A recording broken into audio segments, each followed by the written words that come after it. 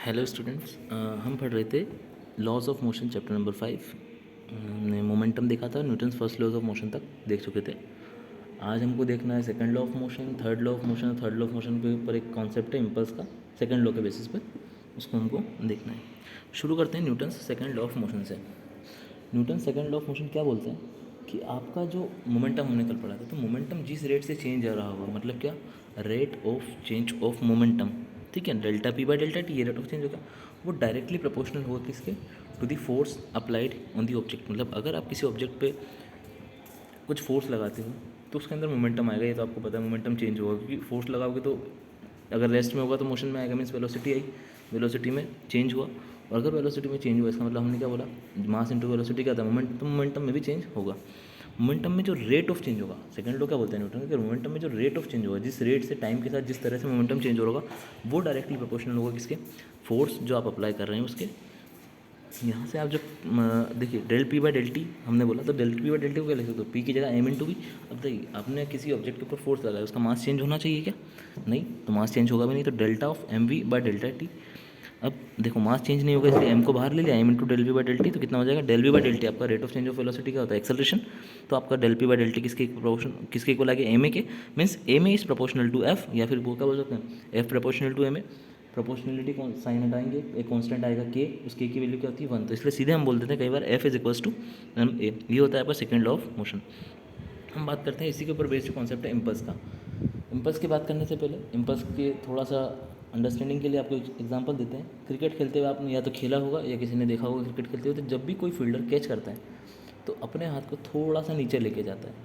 वो थोड़ा सा नीचे क्यों लेके जाता है, ताकि जो टाइम, जिस टाइम के, देखो बॉल उसके हाथ में आ रही है, मतलब कुछ ना कुछ उसके हाथ के ऊपर फोर्स लगा रही होगी बॉल, उस फोर्स को जो लग रहा है, उस फोर्स को ज़्यादा टाइम तक अगर वो लगाएगा तो क्या होगा, फोर्स जो एक साथ इतना लगना होगा उसकी बजाय क्या होगा कि धीरे धीरे धीरे धीरे थोड़ा लगेगा।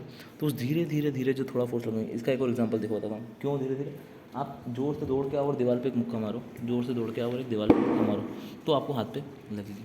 इसकी बजाय क्या करो, धीरे धीरे धीरे धीरे धीरे धीरे 10 बार मुक्के मारते रहो धीरे धीरे, तो आपको हाथ पे लगेगी नहीं। तो इससे क्या करा आपने, बस जो आपका टाइम था, जिस टाइम के लिए फोर्स लग रहा था, फोर्स तो अभी भी नेट फोर्स टोटल तो उतना ही लगेगा, पर आपने उस टाइम को बढ़ा दिया। उस टाइम को बढ़ाने से क्या हुआ, जो इफेक्ट था फोर्स का, वो फोर्स का इफेक्ट टाइम में डिवाइड हो गया, कि कुछ टाइम तक इतना फोर्स, फिर कम हुआ कम हुआ कम हुआ, तब ऐसे करके फोर्स कम होता गया। तो फोर्स का इफेक्ट पूरा एक साथ आपके ऊपर नहीं लगा, ज़्यादा टाइम तक लगा, मतलब एक साथ नहीं लगा, और एक साथ फोर्स का इफेक्ट कम हो गया।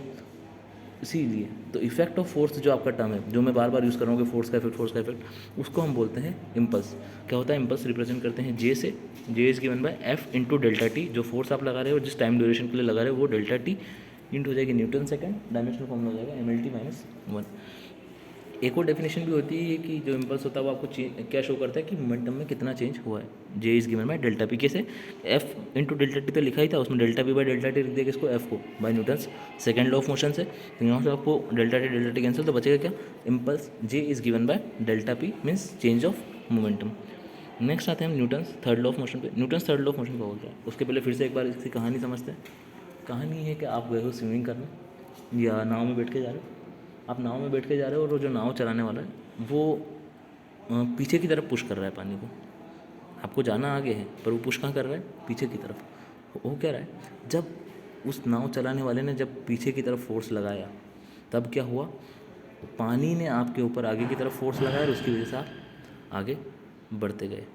ठीक है, आपने पीछे की तरफ ही लगाया फोर्स, लेकिन पानी ने आपके ऊपर कहाँ लगाया, आगे की तरफ, और आप आगे बढ़ गए।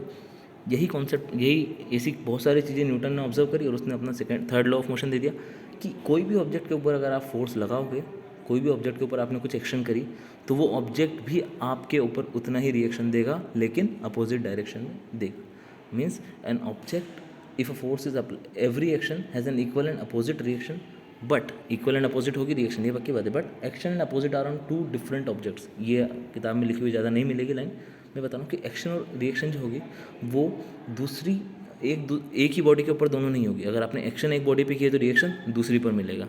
ठीक है, इसी का जो मैथमेटिकली मैंने लिखा है कि अगर दो बॉडीज है 1 और 2, पहली वाली सेकंड पे लगा रही है F12, दूसरी वाली फर्स्ट पे लगा रही है F21, तो क्या होगा, F12 will be equals to minus of F21, equal हो गया फोर्स और अपोजिट इन डायरेक्शन हो गया। ये हमने Newton third law of motion देख लिया है। नेक्स्ट हम एंगुलर मोमेंटम लीनियर मोमेंटम का कंजर्वेशन का प्रिंसिपल देखेंगे, उसके बाद फ्रिक्शन और बाकी दूसरे फोर्सेस के बारे में देखेंगे। तब तक के लिए God bless you, thank you so much.